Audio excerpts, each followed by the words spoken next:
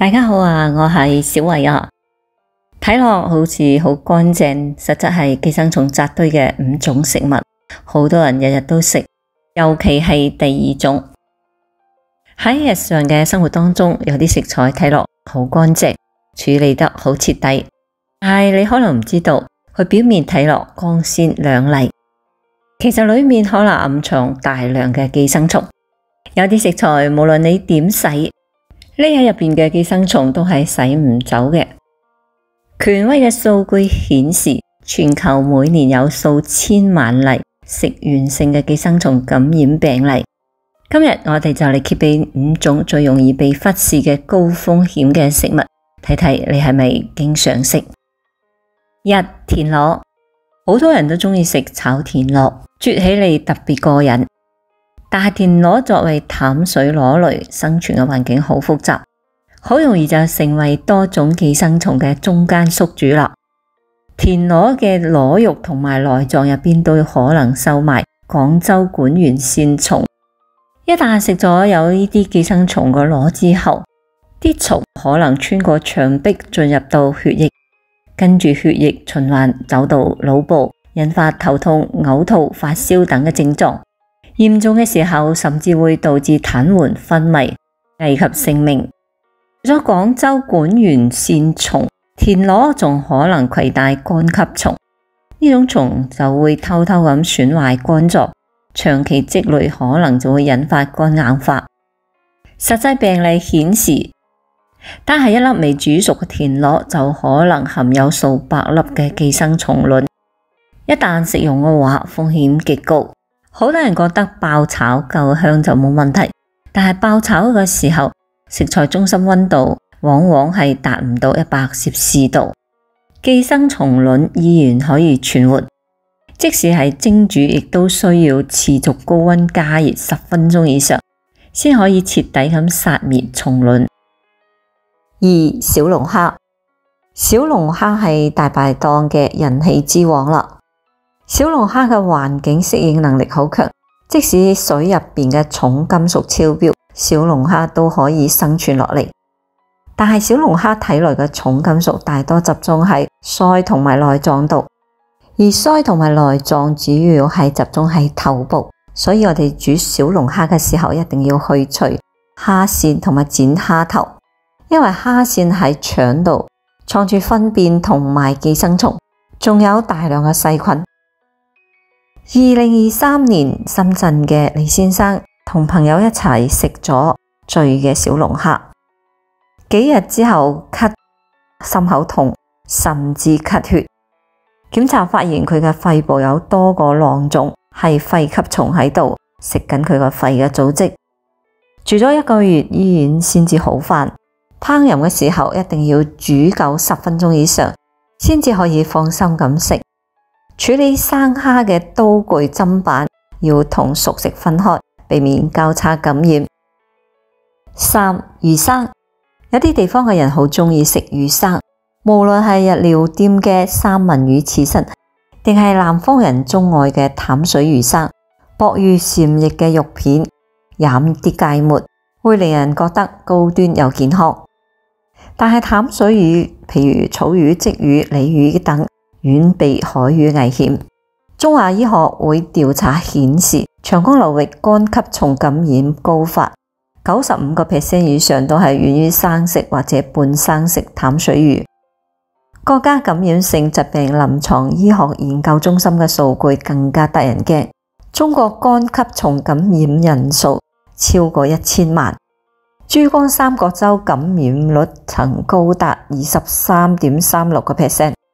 肝吸蟲嘅囊友會匿喺魚肉嘅深處，肉眼係完全冇辦法察覺，所以好多人唔知道食生魚之後會感染肝吸蟲，而且肝吸蟲感染大多數人係幾乎冇乜症狀，甚至10幾20年都唔知道被感染。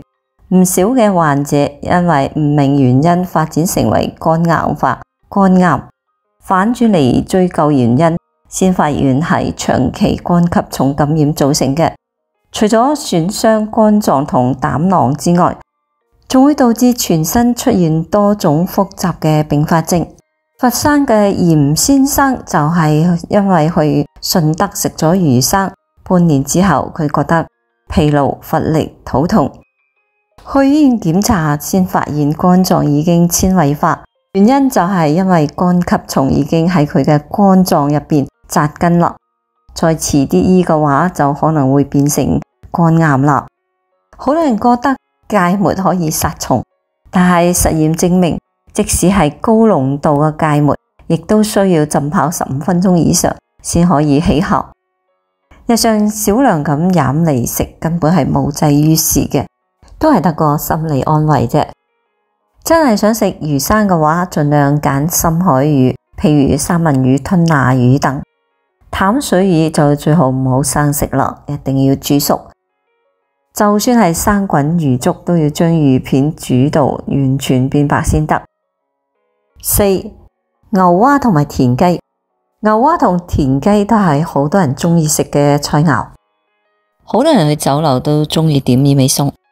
唔少人俾佢嘅嫩滑嘅口感吸引，好多商家因此為咗追求嫩滑嘅口感，就只係將牛蛙或者田雞煮到7、8成熟，外面焦香，入邊粉紅，睇起嚟乾淨冇雜質。但係你唔知道嘅係，牛蛙同田雞嘅身上好多寄生蟲，尤其係萬氏裂頭蚴。江蘇省寄生蟲病防治研究所嘅數據顯示，野生蛙類嘅感染率高達60%，即使係養殖嘅牛蛙或者田雞，都係難以完全咁避免寄生蟲嘅污染。萬氏裂頭蚴係一種極具遊走性嘅寄生蟲，進入到人體之後，佢唔會靜雞雞咁匿喺腸度，反而會捐喺皮下邊啦、眼部、腦部等嘅部位。情況嚴重嘅話，甚至會令人失明或者喐唔到。2020年，廣東深圳李女士就因為成日去餐廳食炒牛蛙，導致眼睛紅腫，睇嘢越嚟越模糊。醫生從佢眼珠玻璃體入邊攞咗一條裂頭蚴蟲出嚟，如果遲啲嘅話，隻眼可能就保唔住啦。呢種寄生蟲嘅耐熱性好強，56攝氏度嘅環境下都需要浸3個小時先可以殺死。日常爆炒、火鍋嘅短時間嘅加熱根本冇辦法將佢殺滅，所以我哋烹飪嘅時候必須徹底加熱。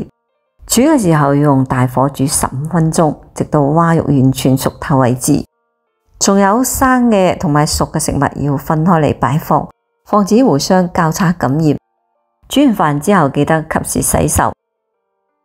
現切嘅生果拼盤，36% 檢驗出寄生蟲卵。超市水果攤售賣嘅現切嘅生果嘅拼盤，5顏6色，洗淨切好，睇起嚟方便又衛生。好多人就貪方便就直接購買，但係衛生監督部門嘅數據顯示，露天售賣嘅生果切片面骨嘅寄生蟲卵嘅陽性率可以達到36%。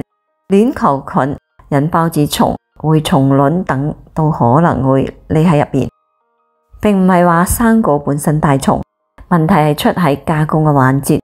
攤販嘅刀具啦、砧板都可能生熟混溶，將手亦未徹底咁清洗，甚至水果表面嘅泥沙都未洗就切片，呢啲都為寄生蟲卵提供咗可乘之機。食用之後可能引發肚痛啦、肚屙啦、急性腸胃炎啦。細路哥感染之後仲可能出現營養不良、發育遲緩等嘅問題。更加令人擔心嘅係，好多攤販為咗保鮮，會喺水果上面噴灑清水或者保鮮劑，反而俾寄生蟲卵嘅滋生提供咗潮濕嘅環境，進一步增加咗風險。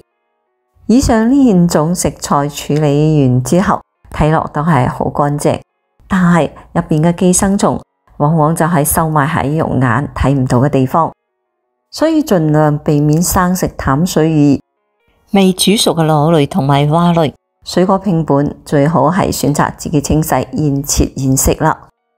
記住，高溫煮熟、衛生處理先係守護餐桌安全嘅第一道嘅，亦係最重要嘅一道防線啦。好啦，今日分享嘅視頻內容就到此為止啦，我哋下期再見。